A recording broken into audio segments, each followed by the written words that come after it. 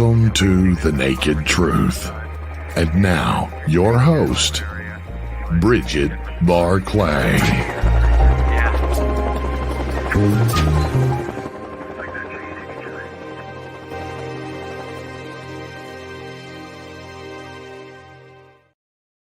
Good evening, America, and a very good early morning here in England. And tonight I'm going to go back to a part 2 with Andy Decotes that was on last week. So go back and listen to his experiences. So Andy is an English experiencer.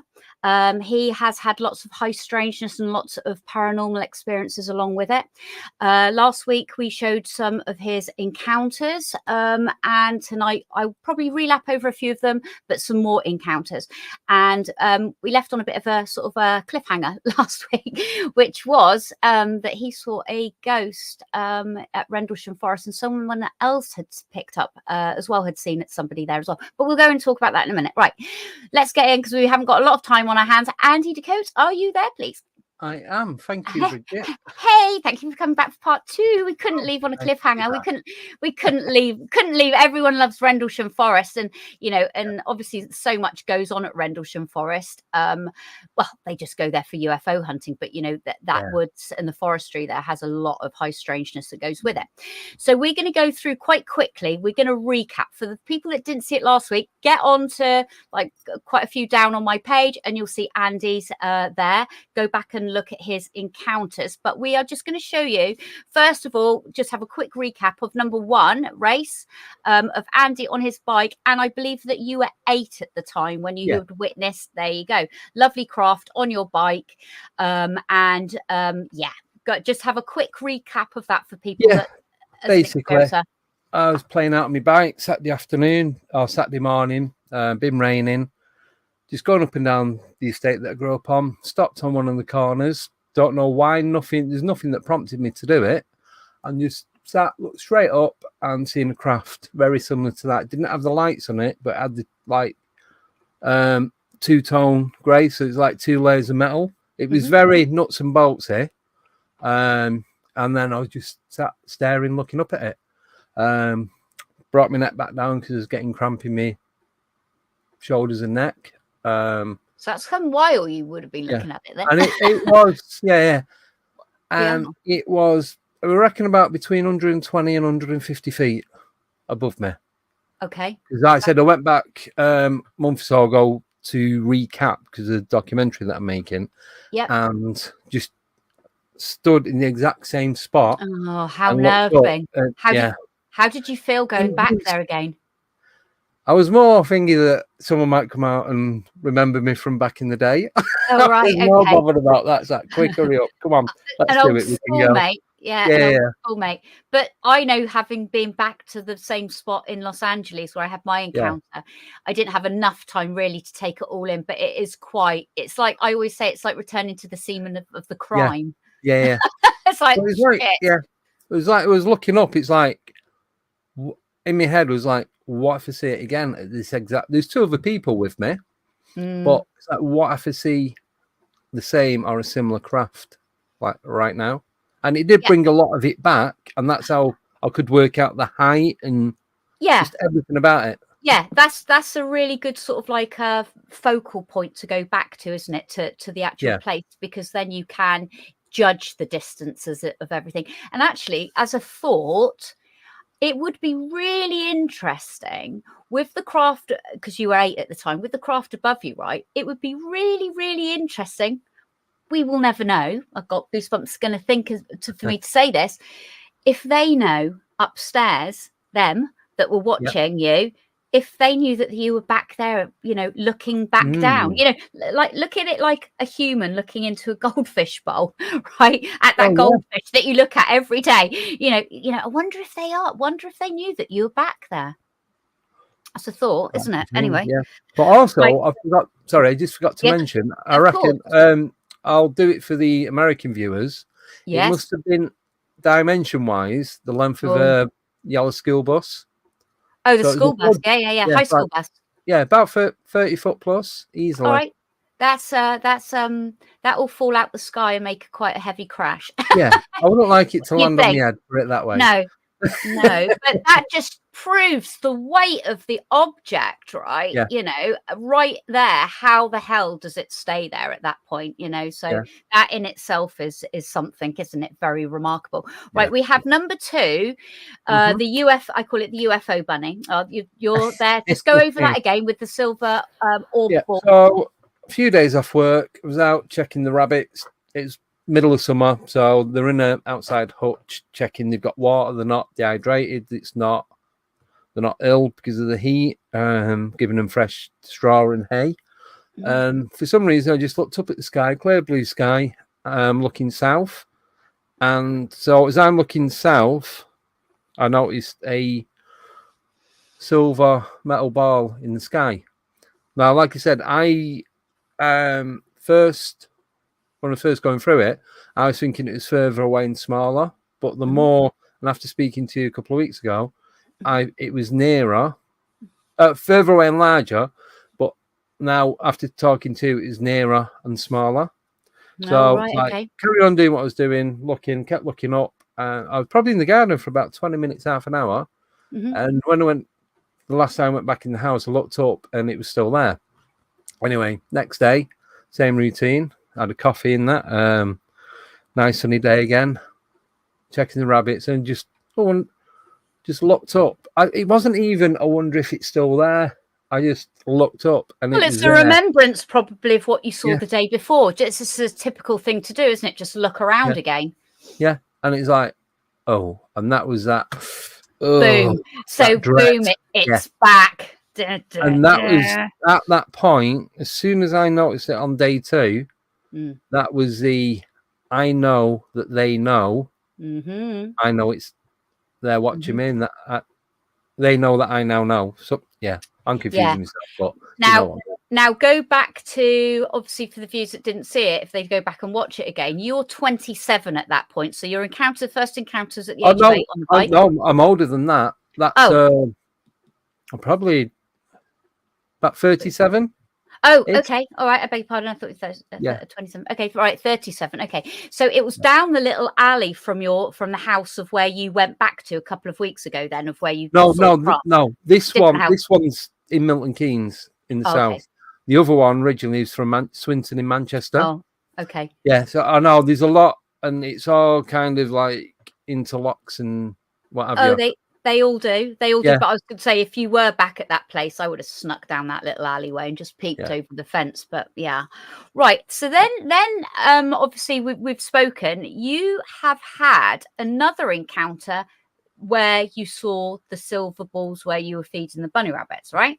Which was with something completely, totally different. Now, if we're going to talk cryptozoology, you've got various people that are into cryptozoology. I mean, I'm a huge Bigfoot person, but I've got Mike Patterson that I followed for quite a few years. He's on next week, guys. So for the American audience, he's on.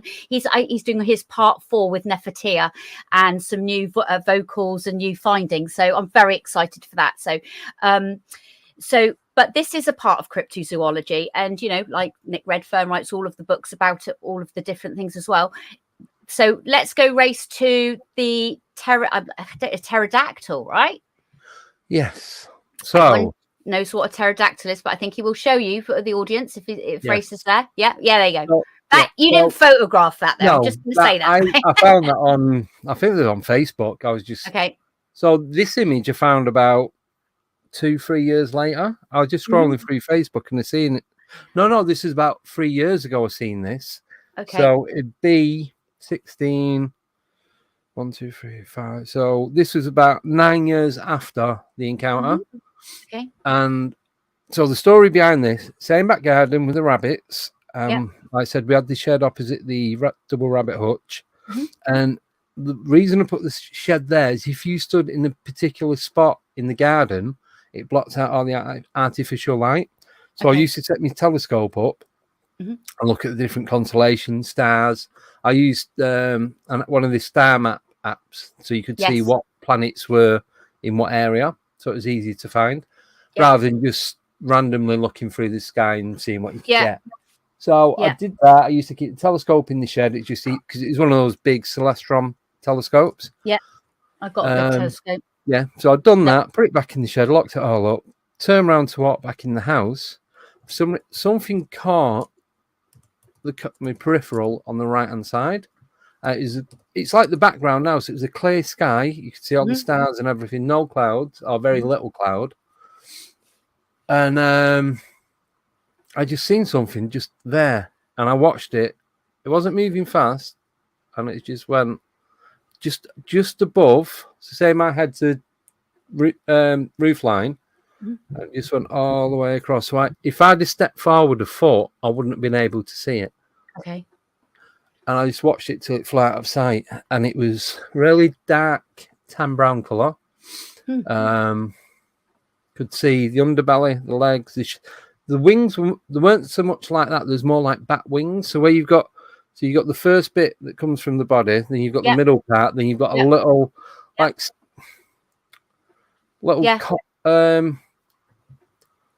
I know, because they've got the hooks there. They've got the hooks there. Yeah. It's like little quarter lights on the edge of the wing. That's the only way I can describe it. So you've got the hand with the hook, like on that first. So where that's on, you can just about see the third bit of the appendage. Yeah. So where the hand thing is there, it was further around. It wasn't so much central. It was nearly towards a bend. Okay. And it was facing that same direction. It's going from my right to my left. And you could see the length of the head, the length of the beak. You could see a bit of the crest coming up from the back of the head. And the length, and you see, though, it's got that diamond thing on the end of its tail. Yeah, like stingray type of thing. Yeah. It was like that was what confirmed that it wasn't or couldn't be anything else. And I just watched it fly. It didn't move, wasn't in and out or up and down, anything like that. Didn't even flap its wings. So do you think because you're open to be able to see other sort of dimensions that you're allowed to, then it flies amongst us a bit like UFOs do, right? And beings walk amongst us. Possibly. Do you think, because there are sightings of them, there are, it's got actually people are debating on the internet now, which is quite crazy. Everything is bloody possible. So well, the first thing that I ran straight into the house and had the computer linked up to the TV then. So it was like back door was like access straight into the living room, sat down on the computer. I thought dragon. I couldn't think of anything else. I just looking dragon, and nothing was coming up, nothing close. Didn't even think pterodactyl. I just seen this big thing in the sky with wings and a tail.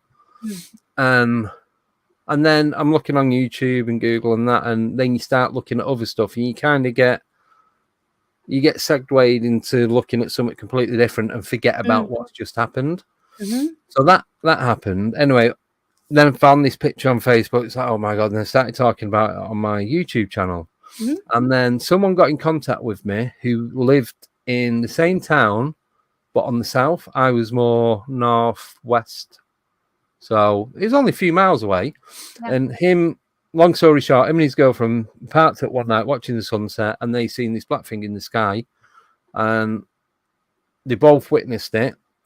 And he said it was a massive bird, blah, blah, blah. And we worked out between us, it was around about the same. It was the same year, around about the same time of year. So between the middle of August and the middle of September. And the direction it was flying. So he's looking to it from the east. I'm looking to it from the west.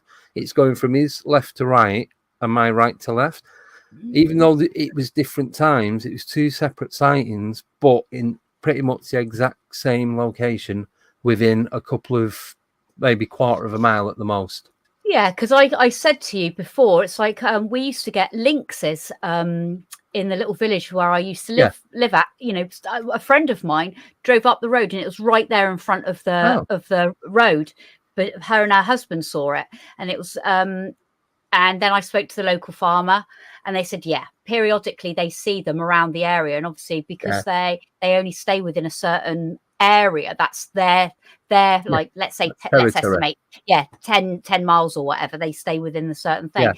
So listen, hey, as we know, I don't dismiss anything. And, if I've seen something, I'll question everything, obviously. Yeah. And that's what you do. You've got to sort of like look at the evidence. You've got to go down the cryptozoology and look how many sightings. I mean, it would be interesting to see how many sightings there are in England of this. Well, I know of someone else that's seen one, a girl I know. She was staying at a caravan just outside Blackpool, which is on the northwest coast of the UK. Mm-hmm. And she thought it was a seagull. It was like more palely creamy colour. And then it was flapping about and got nearer, and the only thing she could put it down to was a pterodactyl as well. So, different part of the UK. Is she an experiencer? Does she see things? She does paranormal investigating. Okay. Well, there you go. I'm just wondering if it's you've got you go in with a different pair of eyes at that point. You see to see things.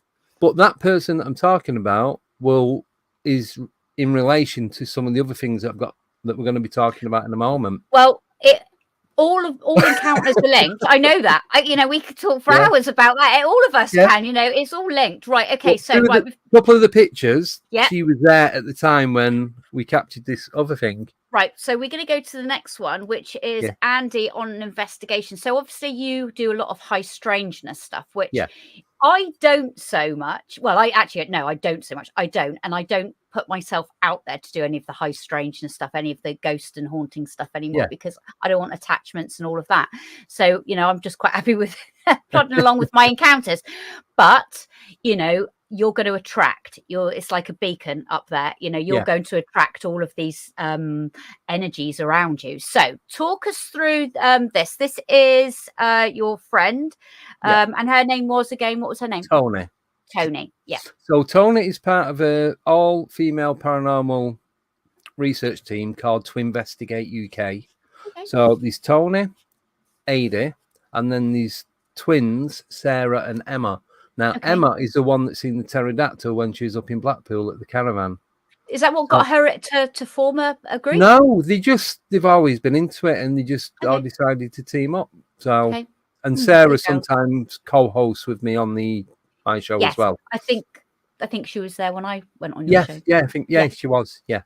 Okay, so talk about this picture. So this one, I've gone up to Manchester for You're looking serious. Cool, damn serious. So I'm live streaming there, so you can see me phone in the rig, and I've got all the lights and everything set up. Yeah. So there's myself, Simon, Darren, and my cousin Andy. Then there's Sarah, Emma, Tony, and Ada. And we'd met up and we'd gone to this particular part in Manchester. So there's a graveyard, an old graveyard on the top where they've took the gravestones down and made benches and a footpath with them. And then you go round you go round some steps down to the bottom, and it takes you down to a river. Okay. You're the big old, like 17 and 1800s. Yeah. Yeah, they've done it where I grew up. They had a footpath, and it's made up of gravestones. Oh right, but they are still in their resting place, right? Underneath. I don't think they moved the bodies. They just moved their headstones. Okay. Yeah. Oh, okay. So, all right, interesting. It's a bit like Hollywood's Walk of Fame, then. yeah. God, I don't know. Walk of the Dead. I don't mean a tour of the graveyard. Yeah, okay. Yeah. So so we're doing the stream. Nicole, who's the main co-host, she was up there. She's in New York, and the power had gone down. There's no electricity whatsoever, so she was struggling. But there's another woman on called Michelle who's in Texas. So she ended up running the show, doing the studio side to it, while I'm out and about, field investigating. Yeah. And we're doing all that. So Michelle is talking about all these different things in the cemetery, and then what's going on down at the river. So the cemetery's up there, the river's down there. So like I said, you work down and go around. Okay. And so we cut through the cemetery to get to the river. We didn't really take any notice. And it was that dark, you wouldn't have been able to see what was going on. So we got to the river and we all started getting weird feelings. We had the cat balls out with K2 meters. And we were just looking around. Simon's taking some photos. Adi was taking some photos. And we was asking questions, and Michelle was saying, like, she was getting these names, and there's one called Nathaniel. It was a little boy who he died young. He had deformities, So all this is relevant to what's going on. So he died young, he had deformities. His father was a Saxton, which is like a vicar or a priest or something that worked at the church. Okay. So you had the river at the bottom. You had an old mill with the water wheel on there. So that was part of it.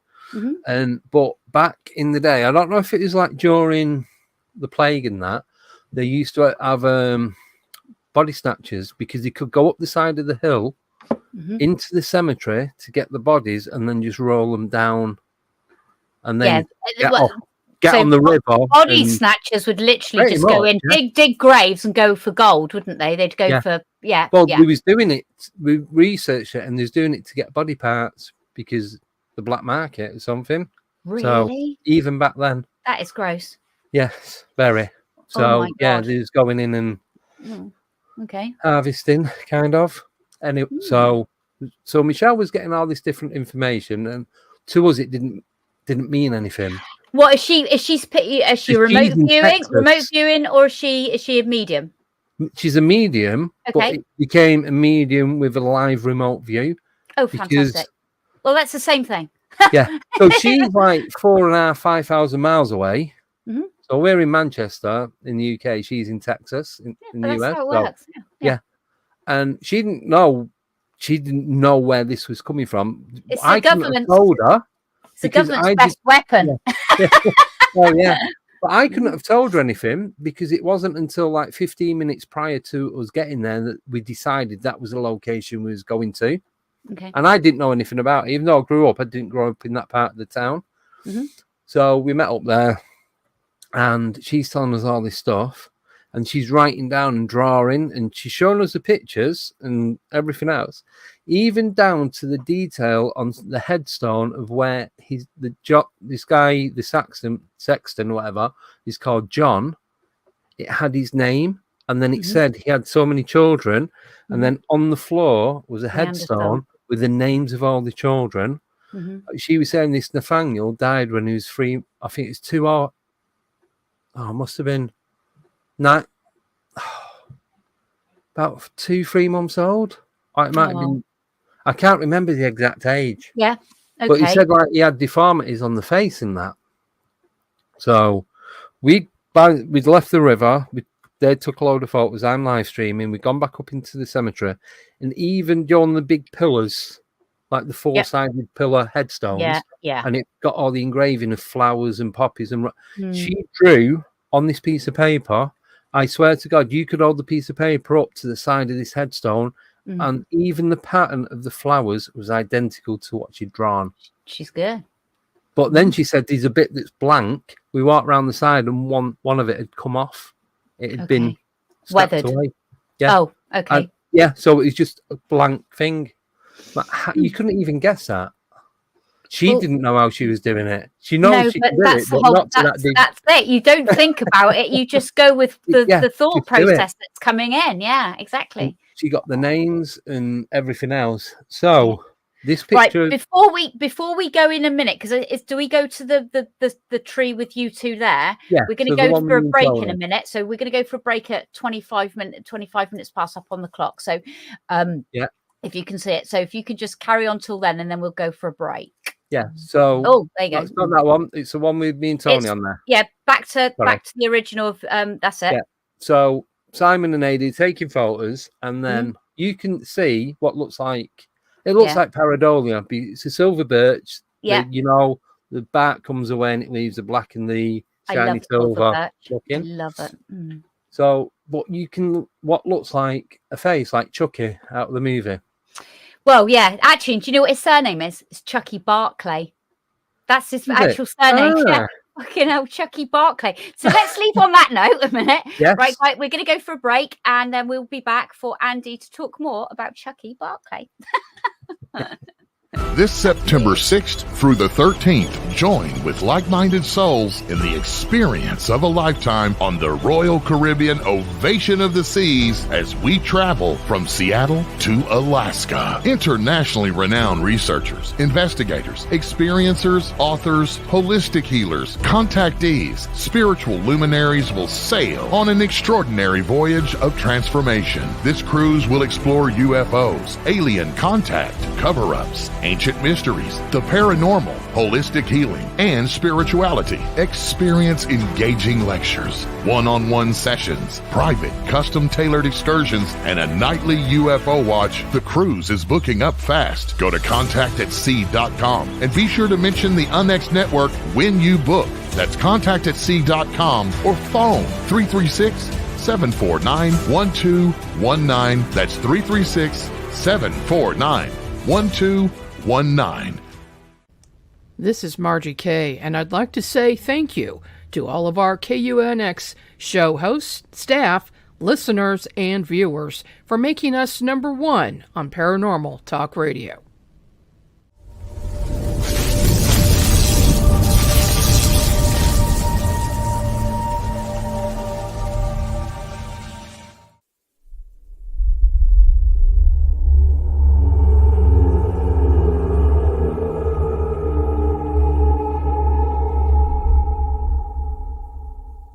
While most near-death experiencers return to this plane of existence with alluring tales of their time spent in the presence of the divine, what happens when one crosses the veil into the afterlife, into the void? In the new book, Dying to Meet Them, Mindy Toutfest describes her journey to the afterlife after a devastating aneurysm, how a strange turn of events would lead her to spiritual growth, divine healing, UFO experiences, and a greater understanding of the universe. Get your copy of Dying to Meet Them today at Amazon.com or visit unxmedia.com for more information on this book and more amazing selections from UNX Media Publishing at unxmedia.com.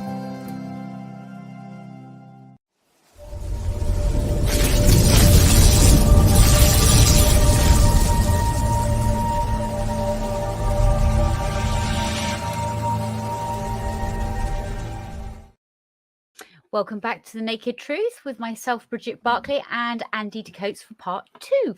So, Andy, we were talking about you being in the graveyard, and one of the ladies out in America, she, a psychic, remote viewer, had picked up names, the whole description of the I won't say tombstone, but it isn't. It's a gravestone.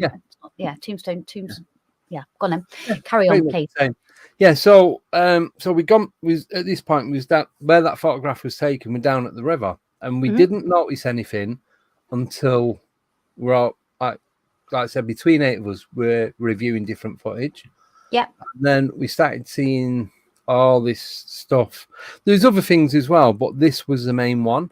Okay. It was the face in the tree. Now, there are a couple more photos of that where it's just, you can clearly see it's a tree and nothing else. Yeah. But the more we looked in, like the photos, and we zoomed in, it just the face becomes 3D. It stops being pareidolia and becomes a real thing. So the main picture where it's like the crop version of this tree, you can see the hair, you can see the face, the nose comes out, even the lip. But it looks like they've got a hair lip. You know where it's cleft lip. Yeah, cleft lip, sorry. And then that side of the face looks like it's all rotten away, like it's missing, like the bottom part of the jaw's gone. Okay. But like, look, you've got hair hanging down, like kind of covering it. And people in the chat also were doing research, and that was what they found, that this child I was just going to say, they found out this child had these deformities. That's why he was buried there. But there's a list of, I think the guy had like 11 kids, but they all died. You did back years ago, though, didn't they? Yeah. They were always big families years ago. Yeah. Well, my mum, there's 10 brothers and sisters in total. So, gosh. Yeah, I know. But that's an example. That's a real example. All the kids died within like under the age of 3. But this is another weird thing as well. So on the gravestone, even though it was like placed on the floor, the death date was the 50th of November. 50th? The 50th. Okay. And some of the writing because obviously it's all chiseled in. Yeah. It was like they'd spelt the months wrong. Like October, they put an A in it instead of an E, and a H instead of the R. It might be old law writing, or I was thinking that, or it was done cheaper because they couldn't afford a proper gravestone, so maybe they paid someone, possibly. a cheaper person to do it. You need to sort of like but only seen that one because we had a look at a few of the others that were around there, but it was like made up dates, but we still worked it out pretty much to in like a week of when it all happened that this is what went on. Okay, so what else did you have happen that night then? There. Oh, so as we're walking down along the river, there's a bridge coming over and there's a couple of slats missing. It's probably about a 20-foot drop down into the river. And as I'm walking over it, I was feeling the urge that I wanted to climb down and get into the water. That is not me. I don't do that. That's like, like poltergeist stuff. Yeah. And it was like, I didn't hear any voices or anything, but I had to snap myself out of it. Like, whoa, what's going on? Possessed. That's what you were. Yeah.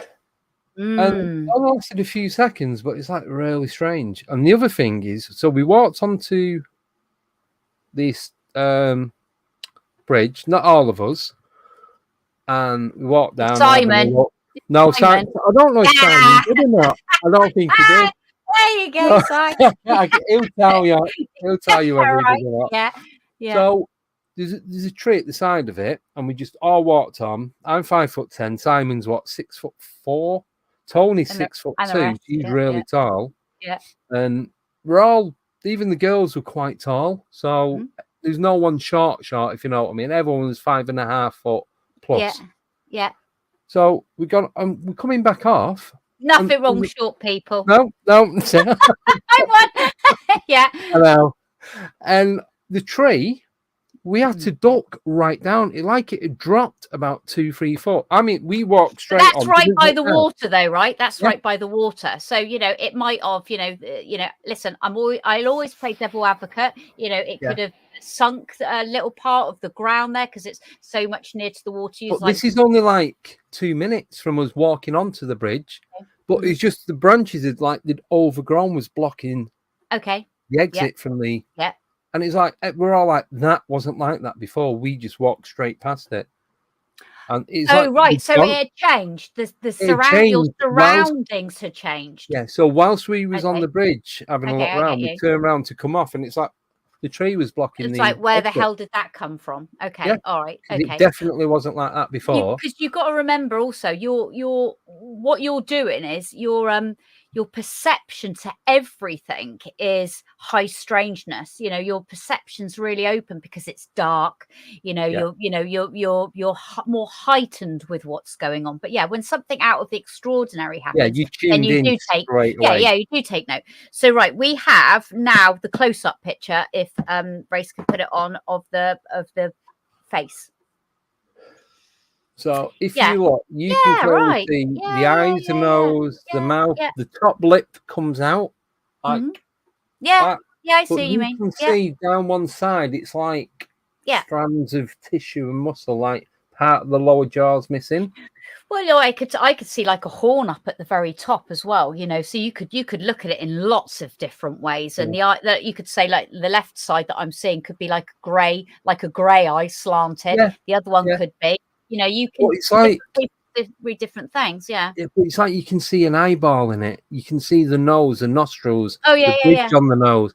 But in the other photos, it's just it's like someone's drawn. It's like someone's drawn it and then it's come alive.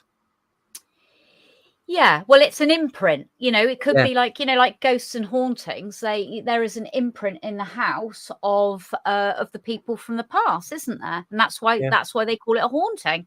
Yeah. So so we'll go to because obviously I do definitely want to hear about the Rendlesham ghost. But let's go to the church bench because you're still at the same place. So we've got a daylight. Is this the same? Oh no, this is a different one. This is near where I live now. You like hanging out at churches. Note to self: do not go up and see Andy and Simon. They like hanging around churches, churchyards. Yeah. Right. Okay. So we've got a daylight picture of just the churchyard that you go to. Yeah. So this is local to where I live, And Good on old that England. bench, towards the left-hand side. So it's one of the first investigations that I did on the YouTube channel.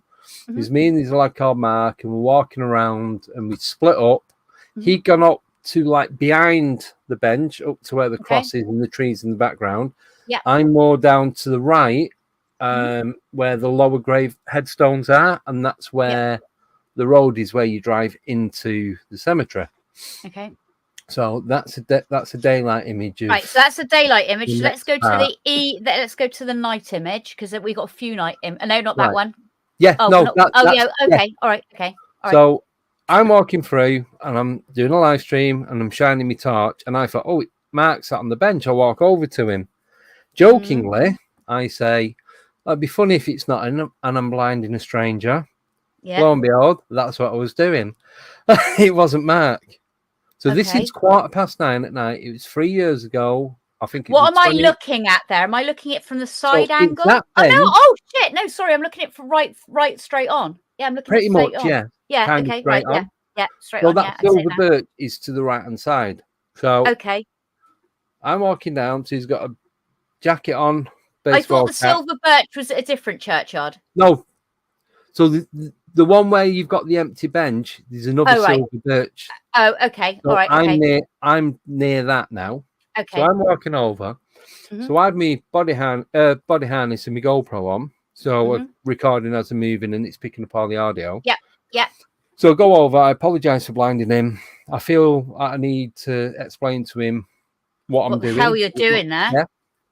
Yeah. So say got a YouTube channel. Just we go out and we do filming, see if we can pick anything up. You're not there drinking cans of cider in the church like most people do. Not that night, anyway. Yeah. So walk over, and he's got a really strong Dutch accent. Spoke really good English. Very, very pale skin. Looked about 25, 27, thereabouts. And he goes, "Oh, don't worry about it." Blah blah blah. We're having a chat, and he goes, "Oh yeah, I've just seen you, mate. He's just walked over there," and just like point behind him like that. So, all right, thanks a lot. Sorry again. Don't worry about it. So he sat on his phone. So he's got his phone in his hand, like looking down at it like that, and he's looking to me, and I'm that side. Okay. So to the right. if his face was lit up, it'd be the side I couldn't see. Okay. And it was like remember the old smartphones that had a green backlight? It's not like the iPhone 4 or the old HTC phones. No, it lost me. Used to have like a green backlight. It wasn't all the colours like it is now. Oh, yeah, okay. Yeah. I get you now. Yeah. I got So I could see he wasn't drinking alcohol. He wasn't smoking. Couldn't smell cigarettes. Couldn't smell weed. Couldn't smell anything. I thought he might be playing Pokemon bit Go. of weed in the graveyard. Nice. Just chilling it's out with the the way. spirit. Yeah, totally. No, totally. Yeah. So I thought I might be playing Pokemon Go. So I'm talking to him and trying to like look over at his phone to see what he's doing. But I couldn't see anything on the screen. It was lit up, but I couldn't make anything out. So you got night vision, right, as well? No. Okay. All right. Okay. Eyes and torch. That's it. Okay. All right. So he says, "Oh, Matt went that way." So I said, "Thanks a lot." So I start walking away, and I get this awful weird feeling, like with the ball in the sky. It was that wasn't normal. It's kind of like it was glamoured. Is it glamoring? Yeah. I don't know. Glimmering. Yeah, like what? Glimmering? Is it glimmering? Glamoring? I can never remember. Shimmering? I don't know. I don't know. No, like what vampires do to you. They kind of trance you and get you in a hold, so you think everything's normal. And then you come round, it's like, whoa, what just happened? Fuck your brain up, basically. Yeah. Pretty much. Yeah, excuse my French. Dutch. Yeah, so it was like that. And it's like, whoa. That wasn't normal. And the first thought I got into hypnotizing. Yeah. Mesmerizing. Well, I think it's called... intriguing. I don't know. I think it's called glamoring. Okay. I'm sure it is. All right. And I got away, and it's like, he went, and I just thought, oh my God, I've just spoke to the devil. That was the first thought in my head. And I walked down away, not to where Mark was, because I thought I'll walk round and find Mark and walk back up and round away from him. Yeah. So I'm doing that, and I catch up with Mark, and he goes, "Yeah." Do we need to show the next picture? No, not yet. So, okay, yeah. No, so I go to Mark. I went, "Oh, yeah, the guy on the bench told me he was here." He went, "What guy on the bench?" I went, "Yeah." He told me he just walked past you. He was filming. He stopped his phone, went back to the beginning. As he's walking past the bench, he's panning round. Nobody sat on the bench. Right. What I need to explain to people here is, go back and watch part 1 of Andy's, because it's all about his UFO experiences. When you have UFO experiences, you have the high strangeness that comes along with it. It can come in so many different forms. It can come in, like the paranormal forms. And again, it's there to question, everything. And, the fact that you had photographic evidence, you've got the before picture, you took a picture of him there before, and then you take a picture of in a minute of how he is, how he's perceived with a light next to him. You're picking up an energy. You do get this, and people might think, oh, it's just a ghost story. No, you get a pattern of it all throughout your life, and these are the things that you keeps you on that road. Basically. Yeah, so the reason I'm in this part of the cemetery, it's the Commonwealth War Graves. Now, at this time, there was 3 rows, and I checked some of the names. Some were English, some were Eastern European, like Czech Republic, Polish, Austrian, so on and so on. Yep. So, anyway, Matt checks his phone, nothing on there. So we go back, the guy's gone. Now, the main entrance into it is to the left of where he was sat, and where we stood, even when it started, you would have seen somebody walking. Oh, you would have heard as well, unless he walked. You would have heard. Yeah. And the only other bit was right over in the other corner, which is a gateway that one person can get through at a time. Yeah, so it's one of the old-fashioned ones, is it? Yeah. With the old styes. Well, they've got rid of that, but it's basically a gap in the fence. Okay, all right. And we would have seen him, unless he'd gone somewhere to hide, we would have seen him in whichever direction. Now, this is where things go weird. So as I'm live streaming, I'm reading the chat, and there's Deborah and Ryan sat in the studio, and they're saying, and Ryan goes, is Andy talking to himself? Now, still have it now. People still come in the chat that was in the chat on the day that I did this live stream. People either couldn't see him, couldn't hear him, or both. Now, on the audio from the GoPro, when you listen to it back, he sounds like a 90-year-old man. Oh, we should have put the sound to this as well then. I don't know where. It's on the computer somewhere, and I can't find what folder it's in. So as soon as I get it, there's a few people that I need to send it out to. Yeah. It goes. But no one could see it. A lot of people couldn't see him during the live stream. It wasn't until watching it back that anyone could see him. Well, it's the same as taking photographs, and then when you get home, you look through it. You're going to just dismiss it. There's nothing there, and you go, "Hang on a minute, what is that?" And whether you use, to zoom in, we got to move on quickly because we haven't got a lot of time. So let's show the next picture, Race. So the photos that I've got, they're frame by frame. These 9 frames of the video of it in it. That kind of so can you, is that shoes at the bottom coming out the white bit? That's so that's a bench. Yeah. The bit on the back, I'm not sure. Him leaning? No.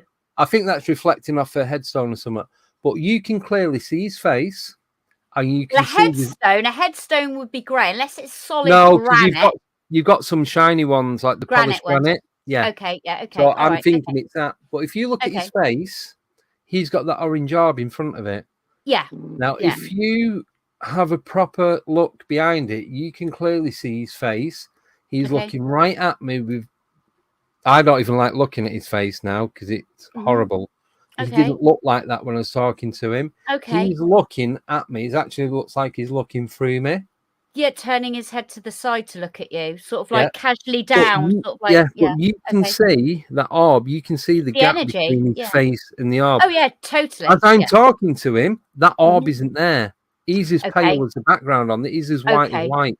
Yeah. All right, and then we got a close-up version of it, haven't we? Of that picture. There you go. So you can see his eye, you see his mouth, you see his chin, his ear, and you can see where he's wearing his hat. Okay. He did not look anything like that. And where the orbs come from, I've not got a clue. I've been back. I've tried to recreate it. Same equipment, different equipment, same time of day, different time. Everything, anything and everything. We tried different people. I've sat there trying to bring it back. Other people have sat there, and I've done the filming. Nothing. Yeah. You cannot get this reflection, whether we're using shining torches at it. Yeah. Other than lighting a fire in front of your face. It isn't happening. Okay. It looks like. Can you see it? Looks got like lines coming out in a straight line. Yeah. Yeah, so it looks like, like eyelashes do. But I mean, they're not eyelashes, but like you've got lines coming out, and then they sort of like drop down. Does that make sense? Sort of like they're coming out. Hang on, where's my fingers in this thing? It's like, hang on, where's my finger? They're coming out. Yeah, like yeah. Okay. But his hands are on his lap. He had his phone in his right hand, and he's looking at me and he's talking. Now, if that was my torch, it'll lit everything up. But when you zoom right out on the other photos that I've got saved, you can see where the torch, because obviously it's curvature, it stops at his feet. It stops before the bench. Okay. Right. So then we have the blue light at the bench as well. That you took another picture of it as well. The blue light. Yeah. Do we have a blue light at the bench? No. I think there's a blue light. I thought we had a blue light. No. Okay. I don't know why. Blue light. Oh, okay. Yeah. But the more I research, that's what I mean. The blue. Oh, sugar. Blue light. That's what I mean. Blue light. I've gone back and done a recess on it and what have you. So where I said about the 3 rows of gravestones is not there's 2, and then what was the 3rd row? There's 6. Then there's a gap. Then there's 1. Then there's a big gap. There's the actual gap between the 6 headstones and the 1 headstone is 12 steps. The 1 headstone and then the 2 headstones. Is this to see if he's if he was walking past you? Is it you're trying to work out? Well, I've actually gone back and done all it. And it's You've got to for your own peace of mind. And it's 20 steps between the single headstone and the 2 headstones. Now, when I was there talking to him, that back row was solid. There was 3, and a lot of the names on it were like not. I just use Heinz or Hans and your like Austrian, German, European names. Okay, yeah. I went back. I've done it. It's on my YouTube channel. It's like Gilbert, Jones, Parkinson. They're all English names. I think there's 2 on there, and one was a Czech pilot. I can't remember his name, and the other one I'm not sure. But is either 1 or 2 that were not English. You got like Fitzpatrick, Reynolds. Chapman was one of them. So all the names are different, and there's 2/3 of a row missing. Doesn't make any sense. Nothing generally does in life. No. And right. Well, as you're talking about airmen and pilots, I really want to hear about Rendlesham, please, because we don't have long. So, right. I'll keep this short. Rendlesham, and also, if you can remember the other person that had the Rendlesham, if you could, restate what had happened to that person. Yeah. And I'll say we got there. We park up at Eastgate Car Park at the end of the runway. You cross over. You go on the UFO trail. Yeah. You follow it down, and apparently there's no birds in Rendlesham. They've not been for like 40 years, however long. Okay. Anyway, so lots of female birds. Lots of female birds, but nothing. Non-feathered. Yeah. So we're walking down, and we got to this point, and it was just crickets, grasshoppers, butterflies, and dragonflies. Nice. It was like we just walked into an insect room. Oh, and when I say butterflies, I don't mean like 4 or 5, more like 400 or 500. Okay. The big dragonflies, the big brown ones and the green ones. Nice. They were like, it was like there's just hundreds of them. Okay. And crickets, you could see the floor moving from the crickets. And it's just this one stretch, and you get to where this very healthy area then. Very healthy area for them all to be there. Point where the crossroads is, where we turn right, and if you could turn left, that'll take you back towards the runway. It stops. It's like there's a line. It's like left at Eastgate. Yeah. Yes. Woo. Yeah. So there's just hundreds, and I mean, you go into a butterfly world. Yeah. And they're just everywhere. All right, we got a few minutes. We got 4 minutes. Yeah. So we turn right. We're walking down. Yeah. And I'm talking to Alex. I'm on the left. He's on my right. There's trees on the left. It's more open on the right hand side. And I just catch something in my left peripheral. Mm-hmm. So I just seen someone walk past. Then didn't say anything else about it. And then walking down, we get to like this big crater. And he said when he went down there a few years ago, he was a bit of a medium as well. He does all that kind of stuff. And he said these 2 German soldiers come out and they went, "We apologise for what we've done, and we're apologising for what we're about to do." So I'm guessing it was part of the Second World War. And when he's saying that, it's like that person ghost thing that I seen, it was like 3-4 trees deep in the woods, had a grey felt like uniform with the collars up, where the square cut collars and the funny shaped hat. As soon as I got back, straight on the internet, and I typed in SS World War II uniform, and it came up with that. And I'm sat here now where I am. I'm like, oh my God, the shape of it, the cut, just everything about it. Well, you got lots of sadly, lots of deaths there, lots of airmen not coming back or being brought back in the I don't know what planes flew into Rendlesham back then in the war. Don't know. I don't know. No, okay. Yeah, they're us though, aren't they? We English I don't know. Spitfires. Okay, no, that's interesting. So have other people picked up ghosts there at Rendlesham? Yes. Yeah. Okay. Yeah. All right. Quite a few. And we had the K2 meter just quickly. We've gone to a part of there's nothing, there's no pipeline, there's no electric cables, no water, nothing. I had the digital K2 meter on the tree, and the numbers were just going up and up. So how is the energy doing that? Well, it must have been natural energy. Well, yeah, it depends what's underneath the ground, or it depends what it is literally static picking up another form of energy. Are you talking like Geiger counter type stuff? Yeah. Okay. Yeah. So well, hey, the one I've got. Sometimes I use my phone and it's like bloody like being at Skinwalker's Ranch. It does all these different things to the point of like, I'll just put it down my phone and it just does whatever it wants. Yeah, it's got radiation meter on it. It's a trimeter. Yeah. And all the numbers are going up. It's like it shouldn't even be doing anything. And I'm putting it next to my phone and it's dropping to 0. Everything's dropping. As soon as I put it back on the tree, 2, 3, 4.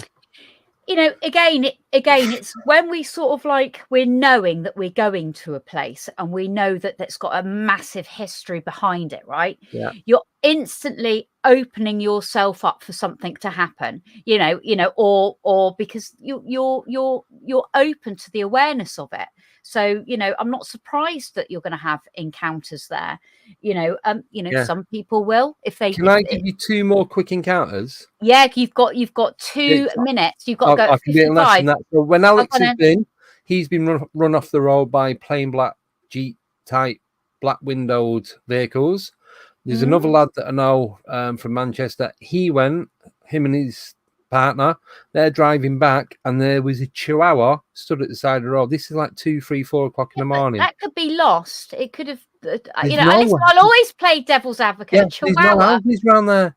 For you're like 2 miles from the nearest house or a mile and a half. I know, but I on this one, I might say that someone has lost their dog at that point, and I would be heartbroken, and it's like wandering around for food, it's like cats stray away and then they come back days later. And before that, though, he had rattling like he'd left a cup of something on top of the roof. So he got out of luck, there's nothing there. Then this chihuahua, then something else happened. Then a load of deer just ran out in front of him. He's like, right, we just need to get out of here. It's just one thing after the other. He was literally spooked. What a lightweight. Yeah. Oh, I need to go with you. Bring it on. Bring it on. Yeah, but it's just... Wow. But then the one with Alex, he had the MI. He thinks it was Men in Black, and whether it was to do with the military, I don't know. But there are tunnels in there because they've got big concrete covers over them. Yeah, I know. With metal straps holding them all down. Yeah. So well, next time you think about doing a Rendlesham sort of like shindig, put me on the list because I would be interested. I've always wanted to go there. So it's Sizewell, isn't it? It's just by Sizewell, the nuclear power base, isn't it? Rendlesham. Suffolk. Yes, but Woodbridge. Woodbridge. Yeah, but there's a big. You've got the big still nuclear power base up that way. Oh, I think so. I'm not sure. Sizewell. Yeah, it's called. I just know where it is. That's it. Yeah, an active nuclear power base. Let me tell you. Right, we're going to have to love and leave you, everybody. Thank you ever so much, Andy, for coming back on for part 2. Please go and watch Andy's or listen to Andy's UFO encounters in part 1, which was a couple of things back, or sorry, go onto the UNX Radio, go onto their website, and we are there, and it will look onto my playlist, and it's there. Thank you, Andy. Thank you so much. Good luck with your podcast tonight, and thank you again, everyone listening to me waffle on with Andy and his encounters with the unknown and high strangeness. And it's goodbye from me. Bye. Bye. Bye, Andy.